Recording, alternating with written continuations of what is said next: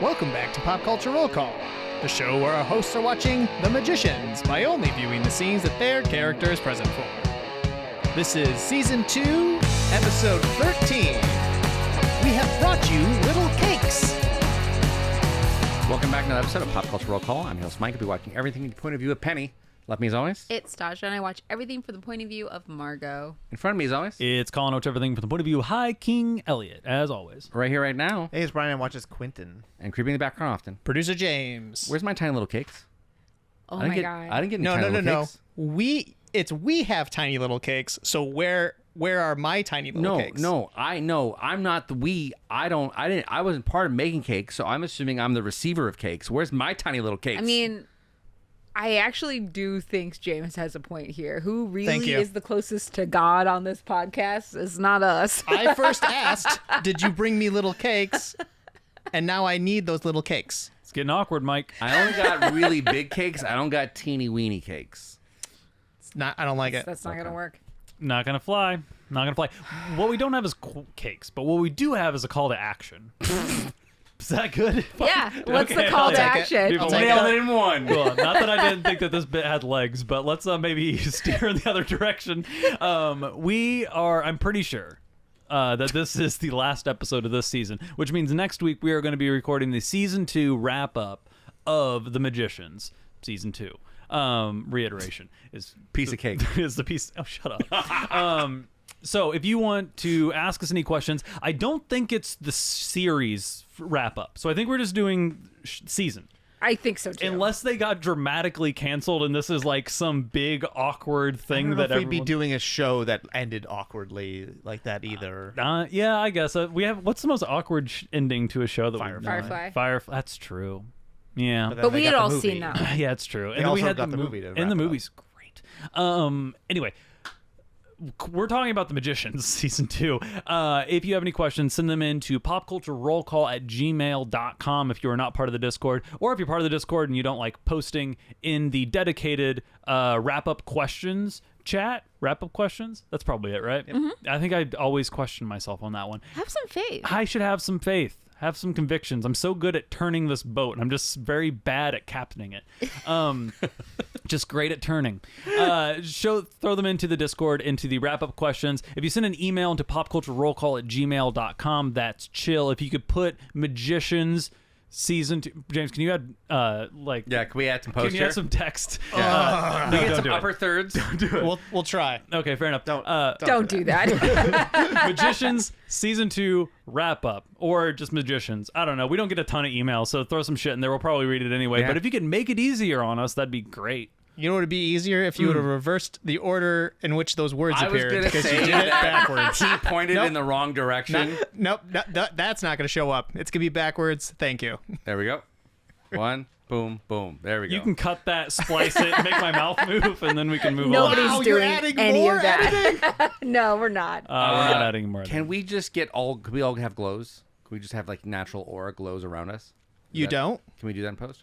Yeah, I just wake up like that. Mike doesn't have aura and wants you to fix it for him. The best way to stop Mike's dumb dad jokes is just to lean into ego. It's my favorite thing to We're do. gonna need a bigger couch. I haven't said this bit because it hasn't been relevant since like I was in high school. But remember when everyone used to be like, "That's a band name" or "That's a title of my autobiography." Lean Into Ego is probably the one that I like. Yeah. Here, Lean Into Ego is both a good band name and a good name for an autobiography. Yeah. Lean Into Ego is solid. All I do is win. Probably that's true. Lean Into Ego. Maybe Why an does album Trust title. Bank not partner with T-Pain? Come on, hey T-Pain.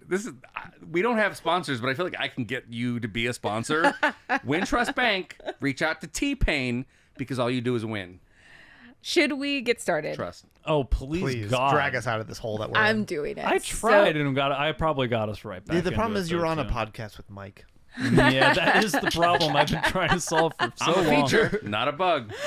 Oh no. I start with credits, unfortunately, so I cannot drag us from this. I pit. start with a scene. I start with the scene, I think. Wow! actually. Wow! I haven't seen. Wow! James, all did I have start seen. with the Not me. scene? I might have just not wrote it down. I might have started with credits. I think so. I think everyone but Stasia starts with a scene. I'm going to be honest. I don't know when the credits are. I forgot to write them down. So you all tell me, and I'll hope that I'm right. I'm starting in Breakbill South, Okay.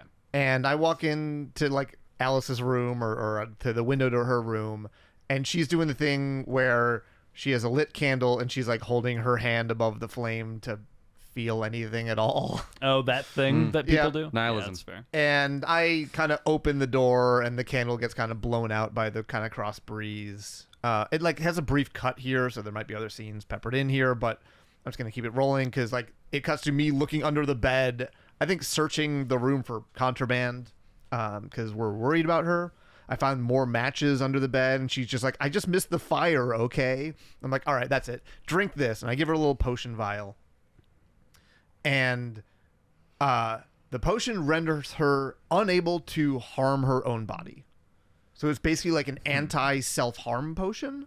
Interesting. And she's like, this is pointless. And I'm like, just fucking drink it. So she knows that you're not... I'm not hiding it from her. Okay, I'm yeah, like got it. telling her what it is and basically being like, you won't be able to hurt yourself if you drink this. She does drink it, kind of like gulp, and I'm like, all of it, and she finishes it. Then she asks, like, why did you bring me back? And I'm like, why do you keep asking me that? And the point Quentin makes here, which is a good one, is Alice basically like drove herself to the edge trying to do the same thing with her brother to like save him from like his niffinosity. Niffinosity. I like it. And like, because she loved him, I love her, and I'm doing the same thing. And then she just says, I'd like to be alone now, and that's the end of that. Okay. Anybody else have something that they feel like goes before the credits? I think mine leans into yours. Into my conversation with Julia? My first scene's with Julia. Oh, interesting. I didn't even know you really... Oh, no. I talk about going to see Elliot later this episode. You're not in my scene. Let's assume that credits happen now and we'll jump into it. No, mine's before credits. Oh, well, in that case, knock it out, bud. So I'm at the hospital because poison's bad. Oh, yeah, you're the worst laid plans of mice and men from last week. Dean Fogg and someone else. She's not the normal assistant dean cop, but she's another teacher, professor. I don't know. I didn't catch her name. But Dean Fogg and another lady show up, and them being there, I'm like, oh, I guess this means I'm improving. And she's like, well, your skin's healing, so that's good, but your lungs are, to a technical term, fucked. But then she's like, more importantly, and like not wanting to say something, I'm like, just say it. She says that I have lesions on my spine, and they're growing aggressively. And I'm like, so cancer? And she's like, well, let's call it cancer plus. Cancer plus? Usually they're like, they kind of like try to, bring you back to earth or like, yeah. It's just like, no, you have super cancer. It's really bad. It's like, let's not use like inflammatory words. Let's be very clinical and let's start at what we know. And they're like, no, It's so bad. It's so bad. Your whole shit's absolutely wrecked, my guy. Did they tell you why you have I want a doctor to say, my guy. my guy? So the dean says that whatever I was exposed to has spell residue all over it. Okay. And so I'm like, a magician did this. Like, well, we're trying to crack the code. And I'm like, well, how long is it going to take to crack this code? And she's like, well, it's hard to say, but the entire department's working on it. And I'm like, well, how long till I die if you don't crack it? Like, that is the important question. Can we just get down to brass tacks? And she tells me 2 to 3 weeks. And she's like, well, I promise you we're doing everything we can. And I'm starting to get out of the bed. I'm like, I'm not waiting to die in a hospital bed. That's not happening. And she's like, well, I don't think that's... I'm like, I don't care. I'm not. I'm leaving. She leaves with the dean. And like, she I think obviously frustrated. Like, I hear her say to him, can we talk about this? As they leave the screen. And Katie shows up. A little like, hey there, hot stuff. Like, obviously a little shaken. Yeah. Was she in the room with the turbo cancer diagnosis? No, but I think she assumes she saw me collapse at her feet, so she knows it's bad. Okay. She knows something's off. Yeah, and I'm like, no offense, you might look as bad as I do. And she's like, I doubt that. You're dying. All I am is a little strung out. And I'm like, well, what's going on? And she's like, it's nothing. I'm like, tell me what's going on. She says, Reynard's gone. And she's like, I should be happy, but it wasn't how I wanted it. It's not enough. I feel like I'm bashing my head into a wall. Why can't anything be just fixed? I say, that's life, I guess. What does she mean he's just gone? I don't know. Interesting. Okay. What was the last thing we know? What was the last thing we were doing? He was like hanging out with his brother. Yeah, No, or his son. His son who wasn't an evil guy from what we could tell. He like was a politician. Yeah, he was just kind of also kind of like seemed to be like a liberal politician, Yeah. like a good guy. He I'm meant doing well. air quotes. He legitimately meant well. Yeah, that seemed to be the vibe, right? Yeah.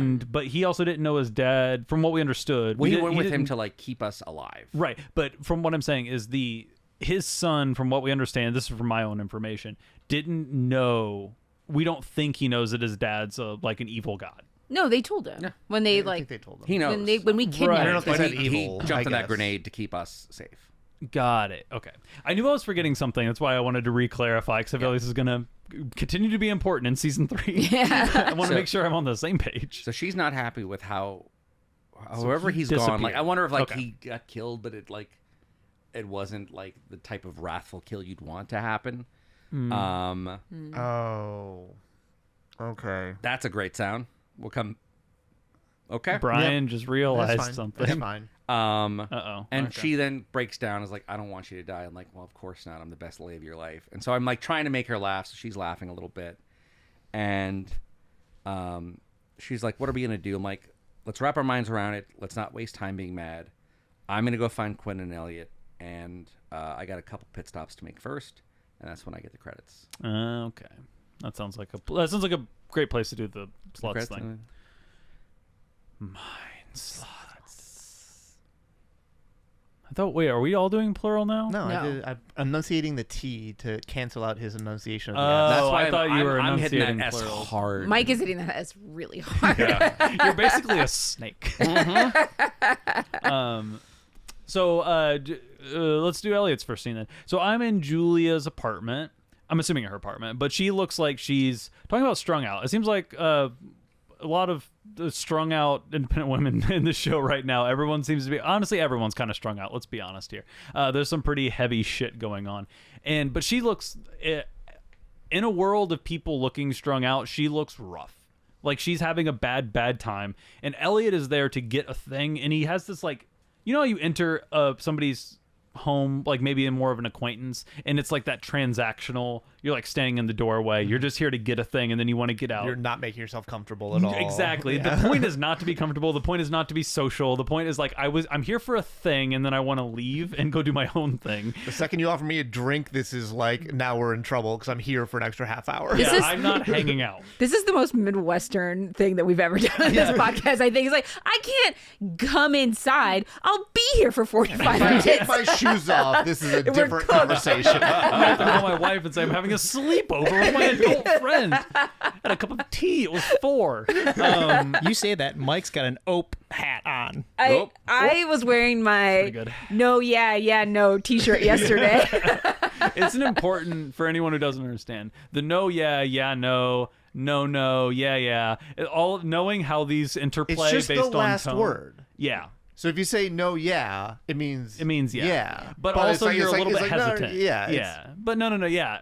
A lot of it's like agreeing with the other person. And if you're like, yeah, no, it's like they probably said something that was negative and you were reaffirming that. Yes. And but you wanted to, yes, to be like, I acknowledge you. And then no is to follow up as like, yes, that is a negative. No, Exactly. yeah, that's exactly it. See? It's easy. Why is English a hard language? I don't understand why people say it's difficult to learn. So she's sitting on the couch, Julia, get back to what we're doing here.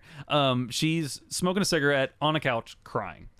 And I'm like, hey, like, trying not to fully engage. And she's like, what's the problem? What's going on? She's like, I'm whole again. And she's like taking a second. I'm like, great, Cool. but she got her Shade back? it must be, which I thought we were talking about this That last happened episode. at the end, like in the middle to end of last episode. Right. Didn't she get rid of her Alice shade? Or was that the episode before? But she's saying I'm whole again. So again, like, did Julia get her shade back? Because it was what I was confused about before. But she's saying I'm whole again, and that's why she's depressed, which would kind of make sense from what we know about shades, because they're like this emotional, like, core, right? Like, they're just trying to see James's face to see how much we're missing. Smirking. Just looking around. Don't mind me. So like, I don't understand the scene if she did not get her shade back. I don't know what she's saying I'm whole again means. It has to be she got her shade back. It has to be. The only other interpretation I could come up with, and it's not even a good one, is like, if Reynard's truly dead, that could like lift a psychological weight on Julia or something like that. Fair. That's actually fair. Yeah, so maybe it's like she had this thing that she was fighting for as like revenge that got taken away, and now she's dealing with the emotional fallout is kind of the thought. That's one interpretation, but it feels like the easier answer is... When she was missing her shade last episode, and it was represented by a literal hole in the person. Right. When you say I'm whole again, that's the only thing that could really refer to, right? Exactly. So yeah, I'm not sure what's happening here. We're assuming. What's that? Maybe they're seen off camera. There's so many scenes. There's got to be so many. There definitely is, because my episode started halfway through something that I'm like, clearly somebody else knew what was going on, but not me. That's very mean of me to not give you guys all the scenes. Unless this isn't Julia, and it's just a brunette woman who I just assumed was Julia, but I haven't seen her many times. Very funny. I haven't seen her. Julia or burned out woman. That's today's game. Just some other character that none of us have seen. I mean, I am assuming that's not what's happening here. I think that James would have stepped in if that was the case. So. It would have been way funnier to let me take a giant hole and bury myself. I hope he's a good man, though. They just recast Margot. I don't know what you're talking about. Yeah, no, that's what happened. It was a little like Game of Thronesy here. Anyway, so she's whole again. I'm saying that's good. And she's like, yeah, whatever. Smoking a cigarette, kind of ignoring me. And I tell her the reason I'm here, this transactional relationship that I'm trying to imbibe myself in, is that I need an amulet, because she has an amulet that makes her invisible specifically to gods. Which makes sense if you're trying to get revenge on a god. You invent a magical amulet, steal one, bargain for one, buy one, whatever. It makes you invisible to gods. And she like doesn't even question, she just hands it over, which also leads me to think she doesn't need it anymore. Yeah, the Reynard situation, I don't know why you put your hands in your head in your hands, Brian, but it seems to be she thinks that the Reynard situation is handled. I don't know how much you know about what happens at the end of this episode, so we'll get there. Yeah, not a lot. So yeah, she hands it over to me, and I'm about to leave, and the classic thing happens of right when I like touch the doorknob, she's like a little sob, and Ellie's like, and you just see his shoulders like slump in the background. He's like, I got to do a little more of a thing here, huh? And I like kind of turn around, and to Elliot's credit, he doesn't do the like, hey, I know how you're feeling, because that's not whenever you're dealing with like clinical depression, the last thing you want to hear is somebody tell you like, hey, I know what's up in your head. Like, that just sucks. And Elliot knows that, because he's somebody who's dealt with a lot of stress and depression recently, with the weight of the world on his shoulders. And he says, hey, I don't know what you're going through right now, but what I do know is the relationship you're having with that couch, and that it's not healthy. Tell that to JD Van. Yeah. Oh. Hey-o. Sorry. Don't apologize to me. Apologize It's to that funny. wonderful futon by Ashley's Home Furnishings. I think he calls it a love seat. Why doesn't everyone listen to this podcast? So I say, I don't know how she's feeling, but you know, her relationship with the couch, is a little bit of a problem, and she needs to do something else. Like, she shouldn't be alone right now, and maybe she should get up and like go spend some time with people. And lucky for you, I have this like situation with Umber that might just be the, hey, put on your pants and come help me. And she's like, you know, I'm the loose cannon, like, I betrayed you, why would you trust me? And this is kind of like jumping around the conversation a little bit, but Elliot's on the point of, honey, that was like so long ago, so much has happened. It was only like 2 days ago. But he, you know, I think he understands that she was in extenuating circumstances. We've had more information about the shades. We know what Reynard was up to. Like, her losing her cool, betraying, like doing her shit, like the world has gotten way muddier in the last week, and I think that grudge is pretty small potatoes based on what we're dealing with. So he's like, hey, put on your pants, let's go, let's like do a thing. And she's like, huh, and doesn't get up, but you get the sense that she's coming with me to the next scene. Yep. So that's it. And then my next scene is I'm talking to Penny about you read my book, you little peeping Tom. Yeah, so I have a little bit before that. Okay. Where we walk into, I call it just Russia House. The South, the Breakbill South? Yeah, I call it Russia House. Okay, fair enough. We walk in and we see Julia first, and I tell them I'm going to go talk to Elliot and Quentin. Oh, it was Julia. Thank God. Yeah. I assume it's Julia as well. It might be another brunette woman. There could be an obscure Caucasian woman who is also Julia. sad. Keep going. And I walk in, I give you the like it's pretty brief before we get to the scene, but it's like, yeah, I read your book in the library, both volumes, and it all ends the way it ends the way they all do in a couple days with 20 blank pages. Yep. Something magical and really fucking bad is about to happen, and you tell me it's Ember. Yeah. It's something that we've kind of like learned in the conversation with Umbro when we went up to Vancouver, is that we don't know what he does, but he's a loose cannon, and he's basically getting bored of Fillory. Yeah. And doing bucket list shit. He's just chaos. Yeah, he's just chaos incarnate.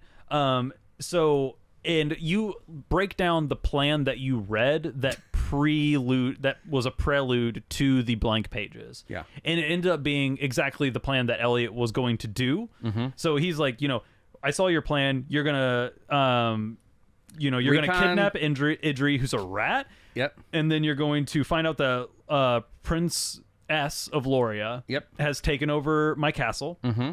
And has taken over Whitespire. And then you are going to learn all that information and then bring Idri back here to Breakbill South to force Ember to get his hands off of Fillory. Right, and to come here to us and like regather your troops, and then everything goes blank. Yep.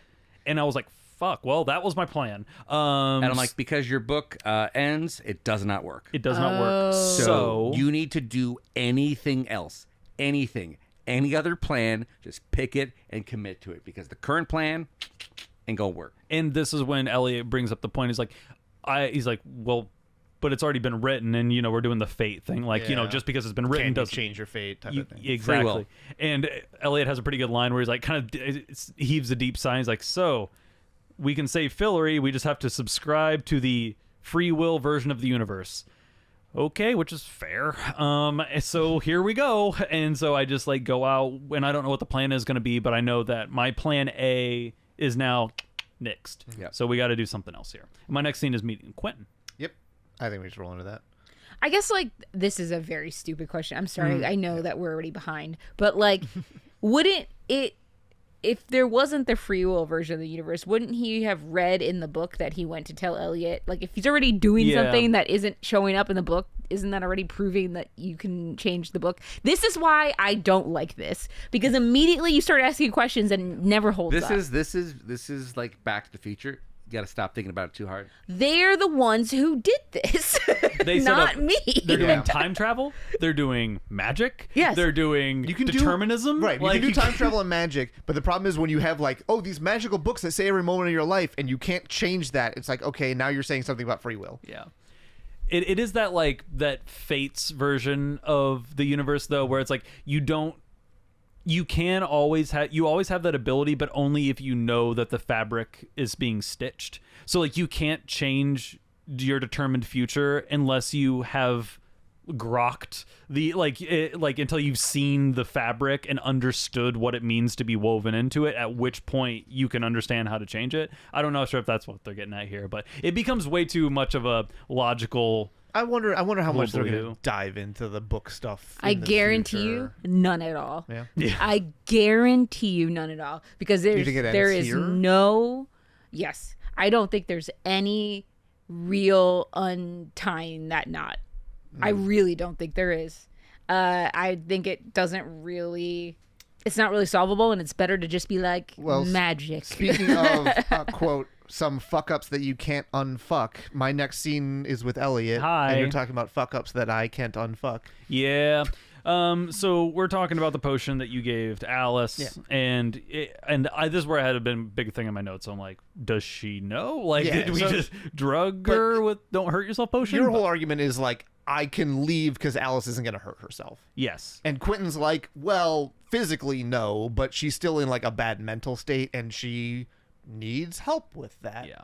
But you need my help too. I need your help too. And not only and the point that Elliot makes, which I think ultimately is what gets you out of that room and like taking care of Alice, is like, you are not just Quentin, you are also a king of Fillory. Yes. Like, you are... Which has been like quietly dropped in like the kind of text of the show in the past few episodes. But like, yeah, Quentin is not only a fanboy of Fillory, he is a king. Yeah, so you have a like existing reason you want Fillory to exist. Yep. You want it to be healthy. Yep. You are a king, so you have like on paper you have a responsibility to it. And Elliot is like, you know what I've learned in my short tenure being High King of Fillory, and I wrote in my notes the same thing that everyone learns doing anything, is that you fuck up, right, and then you move on and you learn lessons and you try and change the things that you can change in the future.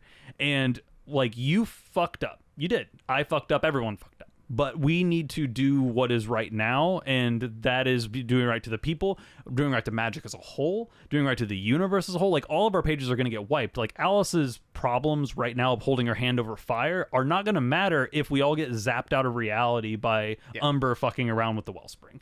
So you need to kind of be okay with her doing her own thing for a second, and you got to come help. And I think the pep talk works because my next scene is in Vancouver.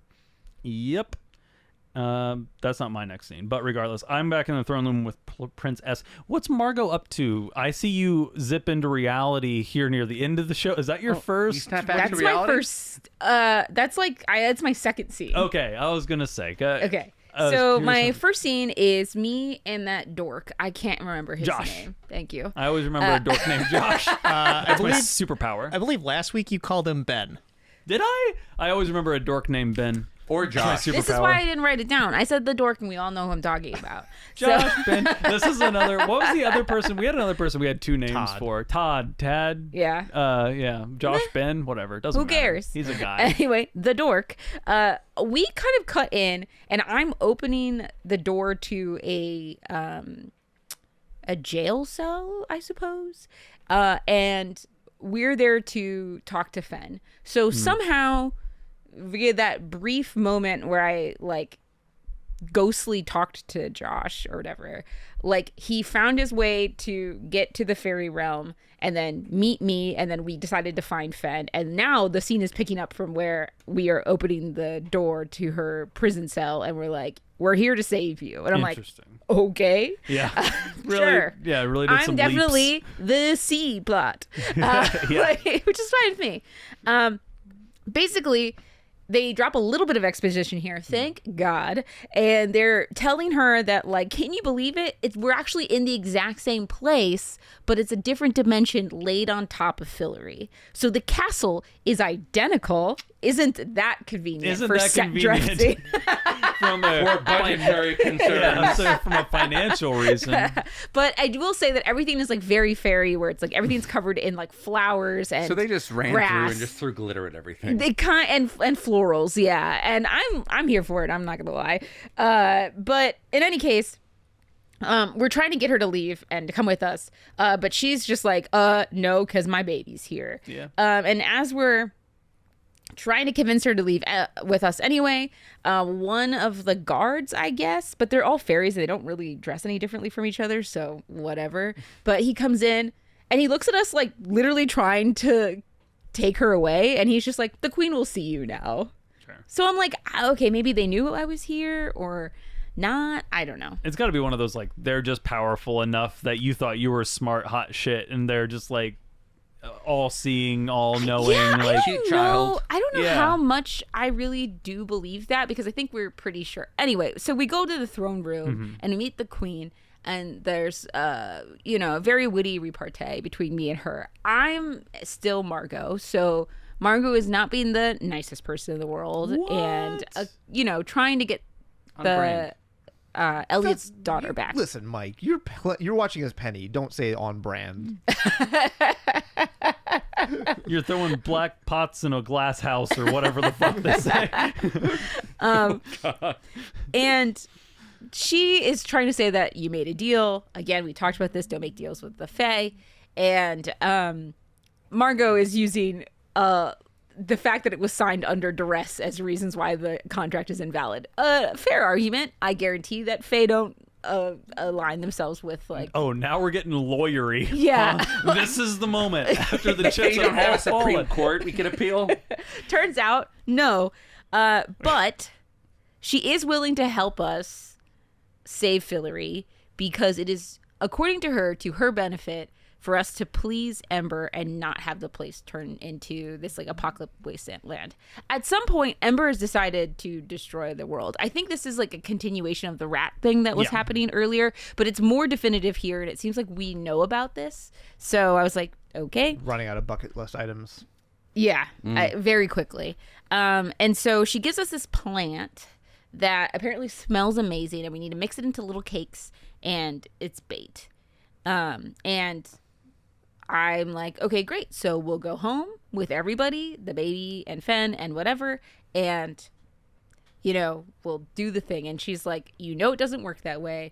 And also, by the way, getting you home is going to cost you a fee because I make the rules here. Oh, and by the way, I forgot to mention, she does this entire thing naked in a bathtub full of rose petals. Like, that's like where she is. She's not on the throne. She's in the throne room. Maybe that is the throne. But yes, actually, that's a fair point. Is it like cucumbers over eyes, like full repose? It's like she's like, cucumber like her sandwiches? leg keeps kicking up and down. They're like pouring water in, and there's rose petals everywhere, and it's like a clawfoot tub, like in the middle of the throne room. Yeah, I know I've seen that scene. Yes, Repeated in numerous fantasy things. Like, if you were an all-powerful entity and you had to take meetings, wouldn't you do it from a hot tub? Yeah, I wouldn't mean- you do it from a hot tub with like central plumbing where people have to pour more water in? I mean, if you're Fae, No, I feel 'cause like it's a power move. Yes, I think that making people pour the water is part of it. In any case, my next scene is popping into the And throne back room. in so- reality. We got a little bit before that, but let's jump over. My next scene is like moments after we leave. Do a thing then.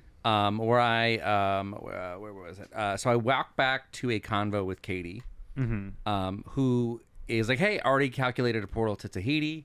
She's under the impression that we are leaving, and I'm like, "Well, hold up. She's not a fan that we're not just immediately leaving, and she knows that I'm about to do more stuff." She's like, "No. You warned them. You've done enough. You you get to be done. You did your thing. You warned them about the plan. We get to go and escape all of this awfulness. We Escape got stuff. where though? Tahiti. Does she think Tahiti's not part of Earth? Like I'm like confused. Now that's a Midwest geography right there. I'm like confused as to what she thinks we're doing here. International waters, even though it's land. Well, I guess at this point, what do we think the awfulness is? We don't know. We don't know. Well, I do know, but you guys probably don't. You know? Oh yeah, I know what it is. Like you know in You know character now, or just based on seeing the end of the episode? At the end of the episode. Oh, sure. Okay. And I'm telling, listen, believe me, I don't want to do this. I would rather, and kind of mid conversation, we get whooshed to the library, and she's just like, "Oh, come on!" She is not happy to be there, and the librarian comes over and says that I'm needed at once. I tell her I'm busy, and she goes, "Well, it's an emergency. We need all of the staff." And Katie steps in like, "Are you insane? He's dying." And she's like, "Yeah. He went into a room he shouldn't have been and is now dying because of it. He was lethally poisoned. That puts him on strict probation, but that does not mean he's excused from work. No sick days, apparently. See, this is why you needed to read that You contract. gotta get a union." Gotta get unionized in The there. sympathetic librarian I've ever seen. That's true. And she's like, we'll take every step to keep him comfortable before I die. Yeah. Because that's how that reads. And Katie claps back at her like, "What the fuck is wrong with you?" And she goes, "Listen, Katie, knowledge itself is at stake. That is more important than any single one of us. I will give you a moment to say goodbye." Oh dang. And she's like, no, not goodbye. And I'm trying to tell Katie something, and then we get a scene jump into my last scene. Okay. All right. I might as well go because I have a bunch. I'm at Umber's in Vancouver, and he asks what I'm doing here, and he calls up me the Tim sad Hortons? little nerd king, which I think is accurate. feel like I name people like Umber names people. Sad little nerd king is such a vibe. But I kind of reiterate the whole thing about like the blank spot is what I call it, is coming up fast. And it lines up with everything that he said about Ember. And he's kind of like half listening because he's distracted working on Cuba, or he calls it the dimension formerly known as Cuba because he hasn't come up with a new name for it yet. And he like flips over his iPad and he's like, "Is this tree too asymmetrical?" And I'm like, "Why does any of this matter, right?" But he's basically saying that you can't show up to Fillory again because he faked his own death, and he's like, "Oh, I like you care about things," and he wants my help with his new project. He basically wants me to like kind of like QA test it, like take notes and like give him feedback on the early version of Cuba. We're doing UAT on a New World. And I'm like, no, like there's way more important things going on here. He's like, "Oh, I'm sorry. You're acting like I'm asking you a question, but I'm a god and you're a little hairless like ape, so it wasn't a question." So you're going to do some QA testing on Cuba. So I'm just like, and yeah, so now we go to this pocket world. So he does have a little bit of fire in him. I think most gods do. He just feels like I'm beneath him, Yeah. right? Which I am. Because in our conversation with him, I don't think that ever came out. He comes off as reasonable, Yes. but it's the same way that like if my dog could talk, I'd be reasonable with him. But then if he's like, "I want to shit on the floor," I'd be like, no, you're not fucking doing that, right? Like, I'm better than you. I don't care how many good points you make. Whoa, Brian. Let's not just say no right away. Can we have a conversation about shitting on the floor? Let's compromise, huh? One shit every 2 weeks on the ground. What about my free will? Okay, piss on the floor, shit on the sidewalk. Right? No. Not a discussion. So we're in Cuba. Hard turn. And we're in this like restaurant, and it's all like very orderly white square tables with white tablecloths and white chairs and white place settings. And they serve barbecue. Looking out over a window that looks like, it kind of looks like the last couple Matrix movies where it's like city with like perfect grid structure and skyscrapers, and it's night and all the windows are lit. It's just like this very clean, orderly, utilitarian utopia, right? Kind of vibe. And he's like, "Oh, be brutal with your feedback." He's like looking for feedback, and I'm like, "It's really linear." And he's like, "Oh, he like takes notes on his iPad." And he's like, "What do you think of the food?" And there's like linguine on the plate. And I try it. I'm like, "There's nothing wrong with it." And he's That's like almost the worst compliment Yeah. to and give he's like, food. "Excellent." Oh God. He takes another note, and I'm like, "Maybe it's a little bland." And he's like, "Well, bland is never like good or like it appeals to all tastes. Like bland is good because nobody dislikes bland, right? This is this guy. He's the Law and Order guy, right? Yeah, And he's just like Bland nobody pasta gets me on a bland- Hamilton kick. If you season for everyone, then what do you stand for? And I'm like, well, sometimes people like, the unknown, the unexpected, even like the little bit like offensive, right? Like people want a little bit of, and he finishes my sentence for me and he says chaos. Mm-hmm. Right. That's true. And he closes his notes, right? Like puts his iPad down, and he takes a fork full of pasta and he like puts it on the tablecloth. And he's like, "Are you happy now?" He's like, "You know who would love this and would create an entire world of this greasy stain? My brother." I'm like, "Yeah, Ember would." He's like, slams his fist on the table. He's like, "Do not speak to me of my brother." Right. Okay, so he's allowed to talk about his brother. You're not. Like, Yeah. Otacon's not allowed to talk about your brother. And this is when like things start cutting. Like there's like scene cuts here. I will say this all ends semi-abruptly with us in Fillory. Yes, I know what scene you're talking about. So I would say like maybe if you have things that lead up to that, We do. splice it in now because it kind of cuts back and forth like a half dozen times Okay. Oh, until you. until I And end up like you it and cuts. him, There's okay. like 10 seconds, another cut, 10 seconds, another cut, and it's like just kind of this conversation. Got it. Okay. So Elliot's back in Fillory. And I walk into the throne room, and just like Penny had told me Prince S of Loria has taken over Whitespire, the name of the castle, I guess. And I walk in, and he immediately stands up with indignation. He's like, "What are you doing here?" And I was like, "I could ask you the same question." And then Idri walks in as well. We found him, de-ratified him. You know, he kind of walks in. It's his dad. Obviously, Princess's dad is Idri. And he's like, now Princess is confused because he took over Whitespire for what he considered to be good reasons, right? Like his dad came here to be the king consort or whatever we call that relationship, and then he disappeared on the first night he was welcomed as a guest. And then the royal family disappeared. Like, Elliot disappeared and his dad disappeared. So he came in, marched on the tower, and took it. Being like, this kingdom abducted our king and then fucked off. Like, what's going on, right? So, you know, I don't think Elliot really begrudges him, understands that there was some confusion that happens there, but he does want his throne back. And Idri is like, yes, please give him his throne back. And he's like, I don't know if that's a good idea. And Elliot's like, you should give it back because I've become pretty fucking good with a broadsword, my guy. And Idri's like, he has, but, and he like, Idri like looks at Elliot, he's like, but because you've gotten so good, please don't. Like, please don't kill my son with a broadsword. That's I was like very I was fair. like, I'm not going to. And, you know, Prince S is like, hoof, and he like storms out. Yeah. And I really like the moment, like, Princess storms out, right? And his entourage kind of follows him. I know Elliot is in the throne room with Idri standing next to him, and they're doing that like, been a fucking day, right? And Idri is just like, he loves to storm off. Like, it's just such a dad move, like that fucking kid. It's his main move. He really likes that. Oh man. So he storms out, and you know, he is also gonna leave. He's like, I'm actually gonna follow him. And I was like, oh, I thought you were just staying here. And he's like, no, my people need me. Like, I should be back in Loria in case any kind of trails off. I was like, in case I can't do it and, you know, the world starts fracturing and you want to be with your people. I get it. Like, I do get it. And he's like, yeah, that's pretty much it. And we kind of stepped a little bit closer to each other, and he's like, is there anything that we want to say before we say bye-bye? Anything? What's going on? And I was like, I was just wondering, you know, because we couldn't, like, touch, right? Because I was the High King of Fillory, and we are, like, had a wedding proposal, and that's, like, a rule. Like, you can't touch each other until you're officially married. And that's why we were doing that sexy thing. It was like, tell me how you like to be touched and touch yourself.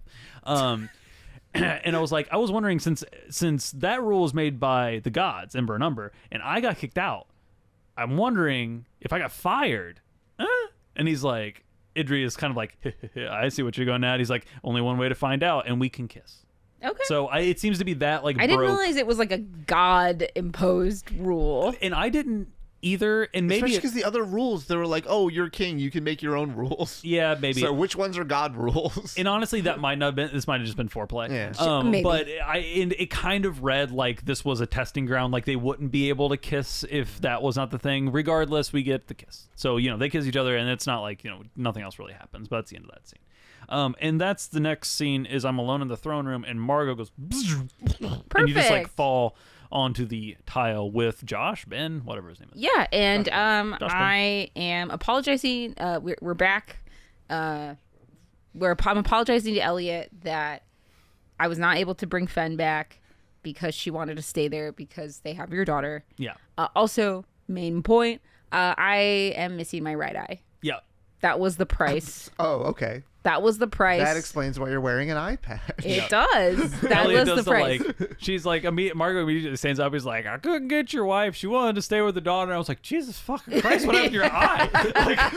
Like, and you don't seem to, I mean, obviously you seem perturbed by it, but it's Yeah. also not like a gaping wound. It's like fleshed over. yeah, It's over. they put a patch over it. Yeah, You know, they did. it's But so I mean, easy it made like cosmetic. makes sense for, like, it was magically removed. Sure. Yeah, That's really. definitely what's happening.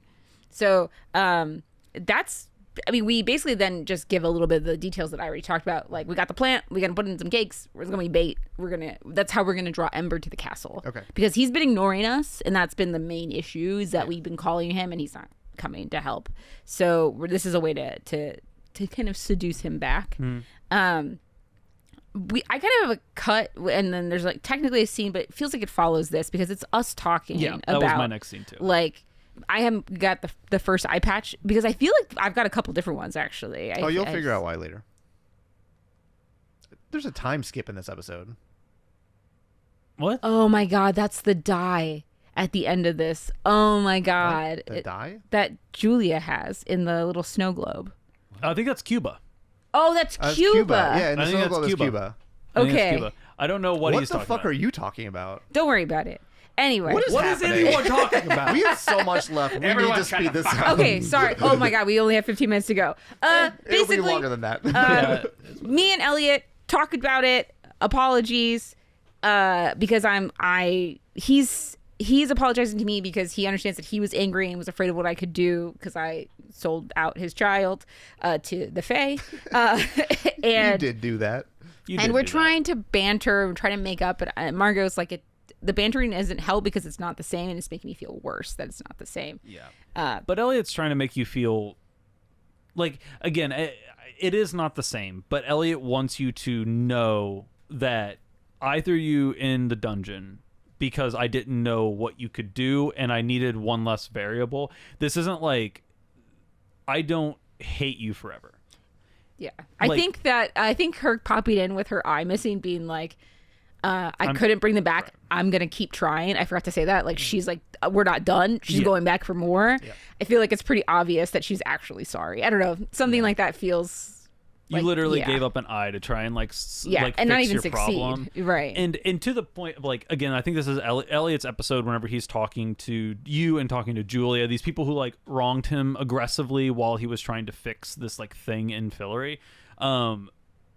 Elliot is starting to realize that a lot of those slights were done for reasons that he doesn't have all the information for. And like you made a decision that Elliot wouldn't have made, but you made it in a time when a decision had to be made. And Elliot's being put in more and more in those positions, and I think is more willing to forgive some of Yeah. those transgressions when it's like you have no good options, but something needs to happen. It's kind of like the conversation again to the point of Quentin when he was talking to Quentin. He's like, "Hey, you fuck up. You learn a lesson, you move on and fix what you can fix." And Yeah. I think that's kind of, again, what this conversation is kind of like leading back to. Yeah. And so our goal is to do the only thing that we know how to do and we can do, which is throw the biggest freaking rager ever. Hell yeah. Party is- like it's the end of the world. Yeah, because it is. Yeah. So, and then my next scene is when Big party in the the ballroom. big party in the ballroom, and then you show up in the middle of it. So I mean, just go until I show up because I have like barely anything before I show up. All right. Well, so we are standing. What's Penny up to, actually? How much you got? What are you rocking I got with? one scene left, and it Okay, one scene. Okay. We got could stuff. be the No, end. no, no. I don't. don't know. worry about it. We'll tap you in, boss. Don't worry. So we're at the ballroom, Yes, and we there's are seeing- dancers. There's like dancers. and I was confused until like 10 seconds into the scene why it felt sad horny until we realized that's exactly what it is. That's the vibe. That's the party theme. Your line is, "I threw better orgies when I was 10," Right. which is an insane thing Which to is an say. insane thing to say. But we're trying to attract a sex-addled chaos god. Yeah. So When all right, did you leave Indiana? what's up? I think He's it was a bit. joking. I think it was a bit. Obviously, but but like, yeah, we are throwing an orgy, and we invited him, or we assumed that he would just show up. We have the little cakes out, yes. and you know we're just watching people like mingling around, kind of like you would expect an awkward orgy. Actually, I don't need to explain it. Everyone, close your eyes and imagine an awkward orgy. Just think of the last awkward orgy you were at. Yeah, think really hard. I know that most of them are fucking rule, but think about the last awkward one, and that's pretty much what's happening here. I like and- last awkward one, indicating there have been more than one. So just focus on the last awkward one. I'm not a betting man, but I'm a betting man. But if you went to like 10 orgies, my guess is At least two. That would be a couple. So we at this point, Josh comes out with the like a tray of the tiny cakes that we were talking about in the whole name of the episode. Comes out with a bunch of cakes and does this like wheels them out, and then is like, "All right, these are some pretty delicious cakes, but nobody eat them." Yeah. Nobody eat them though until a guest of honor, and he like takes a cloth and starts like fanning them into the crowd. It's like, "Don't eat these cakes." It's Like, so funny. It's such a good bit. I like his character. I'm really glad he didn't end up being a bastard. But who would've Yeah, I known? was very suspicious. Hey, there's still next season. Yep. And then there's like a little bit of a time jump, and it's been a long time, and the music is going on, and people are mingling, but it's not like sexy anymore. Like you can tell it's been multiple hours. Is it still awkward? It's still awkward, and But not nobody's sexy. kissing, and nobody's eating. They're just kind of standing around. And Elliot's like confused. He's like, has heads and hands. Like, we could do a sacrifice. We could sacrifice like an animal. I don't know. We No, just human like, sacrifice. Oh, that's a human. Yeah, and Okay, I missed I human. said no, not unless the cakes are bad, implying that we would sacrifice Josh. Oh, fair enough. That's a good bit. And right where we're kind of like talking about what to do about this, that's whenever Ember zaps in and grabs a cake, puts it in his mouth, and starts to go, oh, the cakes are so good. So it seems to have worked. Whatever Yes. that is seems to have worked. And we start doing our whole pomp for him. Yeah, we're like, welcome, it's for you, whatever. There is like a quick reverse where he's like, didn't I banish you? When he's talking to Elliot in particular, and we're like, yes, but we're about to explain, and he's like laughing because he's so excited that something happened that he didn't expect. It's like, that's And- exciting. Yeah. And so that is when we start. This is the actual pitch when we're like, okay, he's listening. We're going to talk to him. And our pitch is, it boils down to boredom is death. And so we're going to make Fillory the most entertaining place in the world. And that's why you shouldn't apocalypse it, because we're going to be fun. Turn into Party Central. Yeah. We were lame for a while. We get it. It's on us. We're going to be way less lame moving forward. And there are some cuts here. So I think I know what you're talking about here with like, And it cuts back to, like, I'm sure Umber is just, like, still pissed at his brother, being like, all it just cuts is, like, Umber's yelling, greedy, promiscuous, selfish, credit-hogging, mouse-eating slob, and then it, like, cuts away again to him talking about Ember. Yep.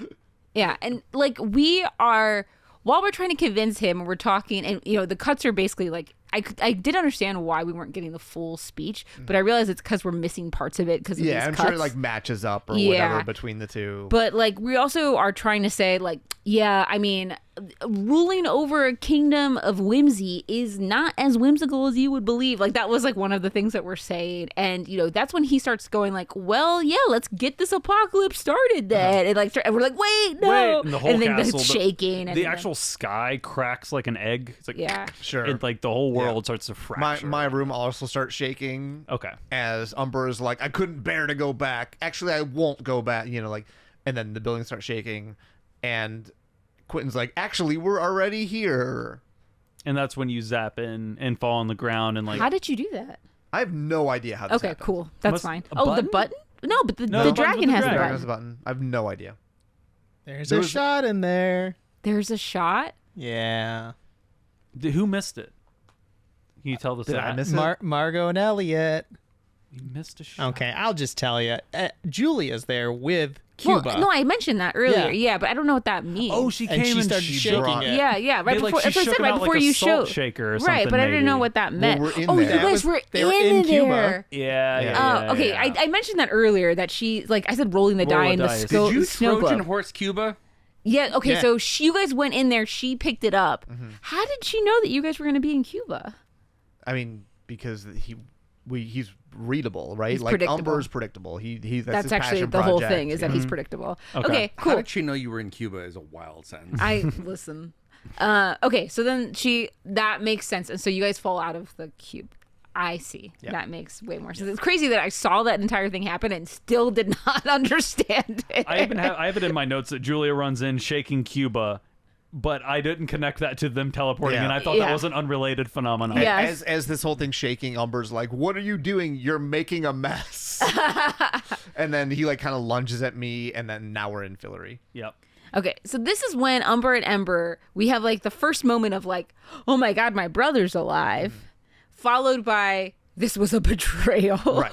Because to recap here, Umber faked his own death. Yeah. Didn't tell Ember. He did it to make a deal with Martin Chatwin, aka the Beast. And Ember was like, "Oh, my brother died and Martin killed him." He's very quickly realizing, "Oh, my brother's alive because he made a deal with Martin to betray me effectively." But it didn't kill him. It was to banish him from Fillory. Yes. I don't know. I don't really understand like exactly the motivation of Umber there, because like it kind of implied that like he said that he thought Martin was super powerful, and like the super powerfulness of like Martin is the reason why he allowed himself to get banished and didn't interfere, because he thought his brother had died to this guy. But like, I guess the question is like, is that really, if that's not true, then how did they end up in that situation? I guess, like, do you know what I mean? Like, why didn't he at least try? Like, was he just really that afraid? I don't know. I don't really fully understand this, because even in this scene, it's like, Ember thought Martin was like super powerful, like the super powerful figure, and then he was like, oh, he was just a good deal maker. So like, I don't really understand what the deal was that he was able to like convince Umber and kind of like get Umber banished out of the picture without killing him, because this basically implies that Martin wasn't powerful enough to kill a god, but he was good enough to like convince him that, of all this stuff. So I'm not really sure. Yeah, the only thing I can imagine is that it was like a do this or I'll destroy Fillory kind of thing, which both Umber and Ember, but Umber a little bit more, has this like affinity for it, as you can see. The Law and Order kind of guy. Right, yeah. So he's like, it's either this or it dies, and my brother annoys the piss out of me, and I want to work on my own solo project. I'm going to go start Wings. Like, I don't know if it's a different thing. Either way, like, Ember starts choking Umber. Yeah. And he basically just kills him, right? Yeah. Like he like siphons the god dust powder out of him. Yeah, mouth. it was really weird. It was like weird gold powder. Yeah. I don't don't know know. if all gods got that, or if that's just It like does a brother kind of thing. seem like all But the then gods have it. very quickly, Julia grabs a sword. Yeah. Starts doing a spell, and like runes appear on the sword. And basically, like, Ember grabs Julia. Yeah, and then the sword teleports out of her hand. Yeah, Quentin does some spell to like get the sword from Julia's hand, like teleport the sword out of her hand, and Quentin stabs Ember through the back, killing him.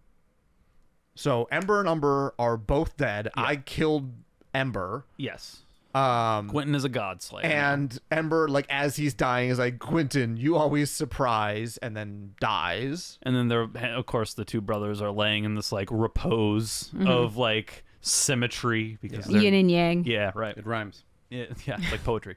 So yeah, he's dead. Yeah, both the gods are dead. That's the first half of my episode. First half? Whoa. I'm almost done. Yo, same. We took way too long to do That's this. what I'm saying. You guys thought this was the end of the episode. I have a lot more. So Crazy shit. Well, let's get through this, Elliot and then you says, can talk Quentin, for a you bit. just saved the world. Yeah. Yeah. Crazy. And then we're back in the throne room. Let's do our scene then. Let's get to the point where Quentin can talk for 15 minutes alone. And we are having the conversation, like this, like speech to all the leaders about how we are now officially, Fillory is officially now a land of godless heathens. We In a good way. In a good way. Parentheses positive. Parentheses always rad.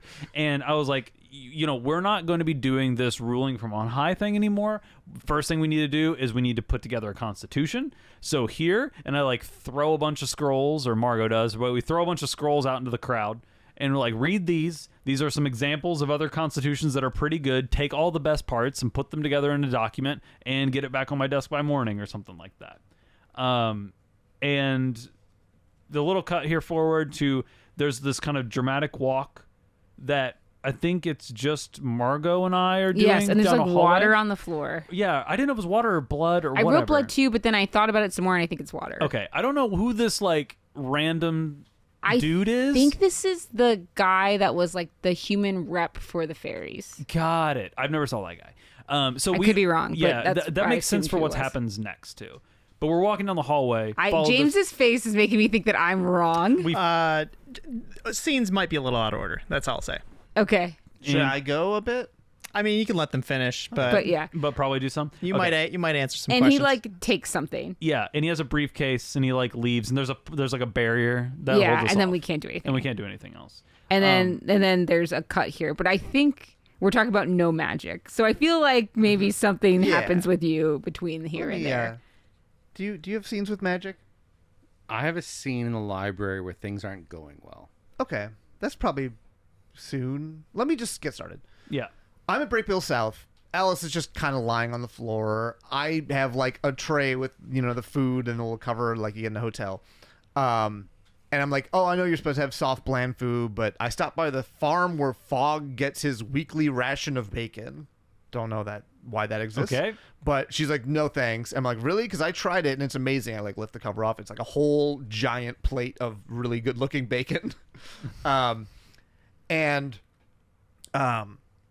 And she's like, I know what you're trying to do. I'm like, I'm just trying to feed you breakfast. That's all. I'm like playing dumb.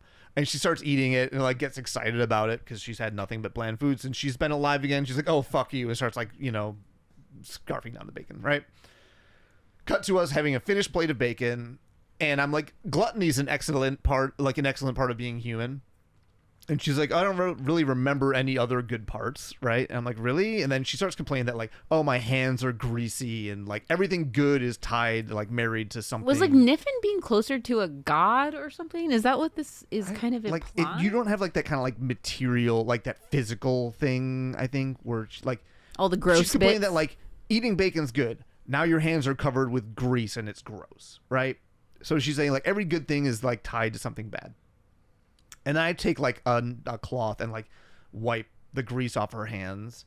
And she's like, why does that feel so good? And I'm like, I don't know. It just does. It always did. Right. Obviously, you see, like we're getting closer, whatever. She touches my face. She like tries to kiss me and like kind of recoils a bit. I probably should say that into my microphone instead of recoiling away from it. And then You don't have to kiss your microphone. basically but we start kissing more and it just cuts to us like under the bed sheets. Right. Like, I mean, it felt clear that that's where this was going. We were like, Yeah. why does it feel good? yeah. What else feels good? Like Alice looks maybe Lazy happier porn. than I've seen her, and since she's been alive again. Quentin says, like, I probably shouldn't say this out loud, but this is kind of an okay day.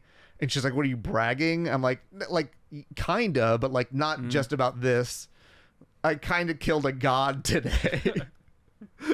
I killed a god today and I got my libido all fired up. And she like laughs like, no, I'm serious. And then she like gets very serious and like sits up and she's like, no. And I'm like, what? She's like, you don't get it. So when she was a Niffin, she basically like saw things like from the beginning of time, right? And she understood like the mechanisms of how the universe works. Right? She understands how the wellspring works. Not and, a good like, start to this. The hierarchies and the plumbing, and she was like inside of it. And I think I've taken drugs and had this kind of thing. I think I know this thought. Go ahead. the one big thing here though is that generally gods, like in a lot of the mythologies in our world as well, have parents.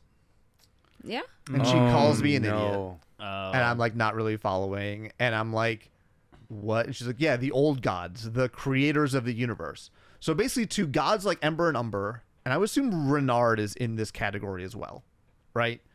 Humans are like toys. They're like things that they play with and then discard and whatever, right? To the old gods, we're like cells, right? We're just ignored. We're not really there. We kind of just exist and you don't even think about it until it becomes malignant and then you cut them out. We're the cancer. So they're doing like a. Oh, they're we're doing the like super cancer? Yeah. So they're doing like a Greek pantheon to Titans. That's kind of vibe. 100%. And Quentin's like, there's an actual plumber, like the Mario Brothers to the gods. And she's like, oh, I guarantee that they're doing it right now. So we leave the room. We start calling for Mayakovsky. Oh, all the they're cutting lights off start flickering. Magic. Okay. And then the power goes out. The magical power goes out because we're in Antarctica. Mm-hmm.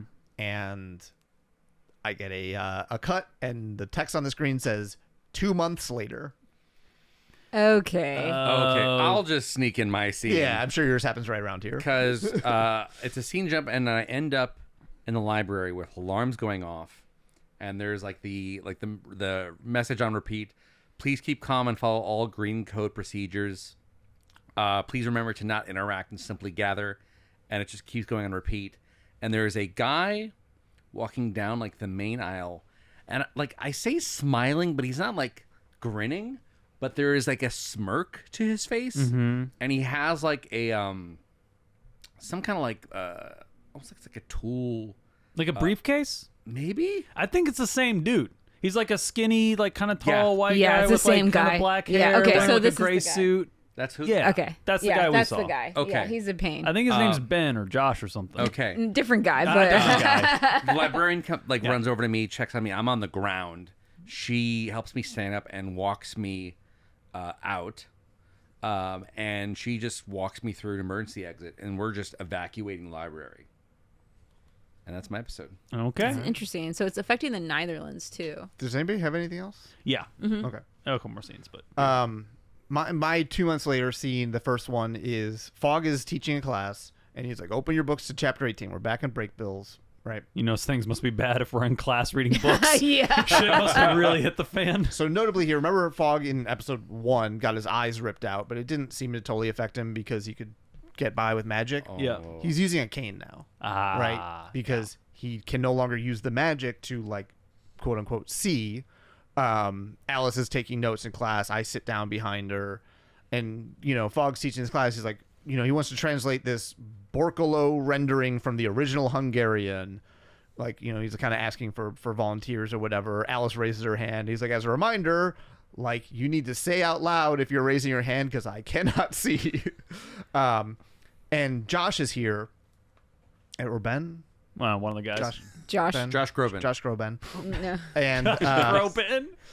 It's pretty good. Well, he Josh Broban. yeah, Yeah. Josh Also Broban. Yeah, that's legally distinct. And he's like, I was online last night, and Fogg is like, the answer is no, right? But he's like, well, like, all these reports online of like magical surges, like kind of around the world. So there's like reports online that there's surges of magic, like little pockets happening here and there. And Fogg is basically shutting it down. Like, that's not happening. Like, I assure you there were not actual magical surges. The magic is gone, and we're here to continue our theoretical studies for its potential return. So Alice says, oh, so you think, like, that's possible, that the magic could return? And Fogg is like, anything is possible, Alice. And Quentin, kind of under his breath, he's like, was anyways. And that's the end of that scene. I have one more at the end. Okay. I thought you had way more than that. That's not nearly as bad. So we are talking about how there is no magic and we're ruling Fillory and the people are scared and nervous and they're used to magic and now all of a sudden there isn't any. And we need to Makes put way more sense. I was really wondering what our conversation was about here. Yeah. I get it now. Okay. And Same we- page. I love that about this podcast. Yeah, I know. It's I understand what the fuck I wrote down an hour ago. I had so many question marks and they don't matter anymore. and we're not and we need to put Margot's point is we need to put the Constitution idea on hold. They need to be ruled. Oh, cool. This is a perfect opportunity for a fascist dictator. That and is kind of her point here. Margot wants to be so fascist, it's crazy. She is clearly not coping. You well. are not. I don't. You get, call us Caligula, and I was like, that he's not wrong. Do we know anything about Margot's like family? Not No. really. Because I'm I wondering, don't. like, there's some people who like grew up with magic, and some people who were like Quentin was introduced to it very late. So I'm wondering if like magic is Margot's entire world, and you don't even know how to operate without it. Well, I think she's just afraid of the people because basically she's just like people are afraid, and if we like give them power now, they're gonna chop off our heads. Sure. I think Margot also has, and not to get into like diagnosing and like season series wrap up kind of like conversations, but Margot I think generally has a main character syndrome where every other person in the world around you is like An NPC. yeah, Yeah. like kind of unimportant in a way. Like you are willing to like send people to war, you're willing to like impose martial law, like at a drop of a hat. Yeah, It's, and like, she was problem like solving punishing number one. people in the streets, like street executions to rule with fear. Yeah. like not kidding. No empathy. I think lack of empathy might be Margot's thing. Anyway, sorry, but yes, and I don't bring this up just to banter and make a long podcast longer, but because this is what Elliot is like. Elliot is also trying to preach like kind of what I'm saying is like, I get that we can't go back to constitutional like democracy, but we can't jump right to Caligula. You need to meet me somewhere in the middle here. We're not going to execute people in the street. I'm not going to like put people in jail. I'm not going to enact a military curfew. I agree things need to change. And we're like interrupted in this conversation, but that's like I'm trying to preach a middle ground / like slightly like laxer, and Margot has a literal iron fist that she is pounding on the on table. the table. Actually, who comes in is 2 guards holding Fen, Yeah. who is here. And she's like, I'm the queen's wife. How do you not recognize me? And they wait until you signal them to let her go. Yeah. They like really, that was suspicious. I don't know I didn't like that. But she is looking pretty downtrodden. Let's say Right. that. And she also hasn't been seen in months. Yeah. And like, maybe they just never thought she'd come back. There's been like mysterious Maybe things they happening. think she's dead. And Maybe now she thinks there's she's some dead of and now's an imposter. Anyway, but yeah. We are trying to like talk to her because she's been she just looks she's like falling over a lot, and she's like, I think she grabs like some water to drink. Yeah, and she's just like, I wanted to stay with our daughter, stay close to our daughter. She didn't imply that she saw their daughter, but she says, I had to come and warn you. They took my toes. So as like a price. As the price to come. And she body had to horror. warn us. And she had to warn us because the fairies are at the door, and actually they're here. They're surrounding us in the throne room because they can just come and go as they please. Yeah.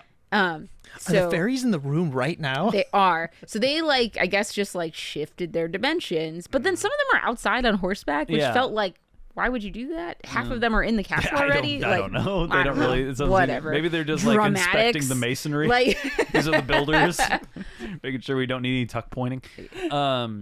Yeah, and that's kind of the end of that episode. I do want to call out something I forgot to mention earlier, and you just brought back up. I have a daughter.